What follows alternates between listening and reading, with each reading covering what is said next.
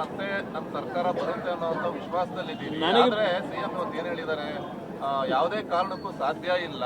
ಈಗ 2018 ಚುನಾವಣೆ ನಡೀಬೇಕಾದ್ರೆ ಇದೇ ಸಿದ್ದರಾಮಯ್ಯನವರು ಅವ್ರ ಅಪ್ಪನಾಣೆ ಕುಮಾರಸ್ವಾಮಿ ಮುಖ್ಯಮಂತ್ರಿ ಆಗಲ್ಲ ಅಂದರು.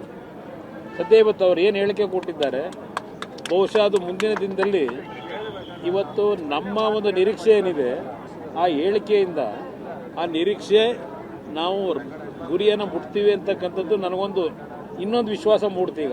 ಯಾಕೆಂದ್ರೆ 18ರಲ್ಲಿ ಮುಖ್ಯಮಂತ್ರಿ ಅವ್ರ ಅಪ್ಪನಾಣೆ ಆಗಲ್ಲ ಅಂದ್ರಲ್ಲ, ನಮ್ಮ ಮನೆ ಬಾಗಿಲಿಗೆ ಅವರೇ ಬಂದರು, ಅಯ್ಯೋ ಇಲ್ಲಪ್ಪ ಬಾರಪ್ಪ ಮುಖ್ಯಮಂತ್ರಿ. ಏನಣ್ಣ ಏನು ಏನಣ್ಣ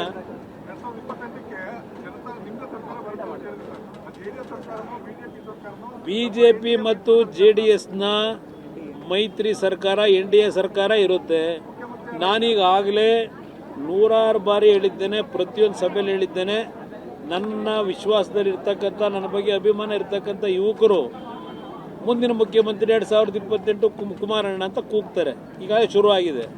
ಆದರೆ ನಾನು ಸಭೆಗಳಲ್ಲಿ ನೇರವಾಗಿ ಹೇಳಿದ್ದೇನೆ, ನಿನ್ನೆ 2 ಲಕ್ಷ ಜನ ಇದ್ದಂಥ ಸಭೆಯಲ್ಲಿ ಹೇಳಿದ್ದೇನೆ, ನಾನು ಮುಖ್ಯಮಂತ್ರಿ ಆಗೋದು ನನಗೆ ಮುಖ್ಯ ಅಲ್ಲ. ಇವತ್ತು ಈ ರಾಜ್ಯದಲ್ಲಿ ನಿಜವಾದ ಜನತಾ ಸರ್ಕಾರ ಬರಬೇಕು. ಇವತ್ತು ನಾಡಿನ ಜನತೆಯ ಸಮಸ್ಯೆಗಳಿಗೆ ಪರಿಹಾರ ದೊರಕತಕ್ಕಂಥ ಸರ್ಕಾರ ತರಬೇಕು. ಇಂಥ ಒಂದು ಭ್ರಷ್ಟ ಕೂಲಗೆಟ್ಟ ಸರ್ಕಾರ ಕಿತ್ತಾಗಬೇಕು ಅನ್ನೋದು ನನ್ನ ಹೋರಾಟ.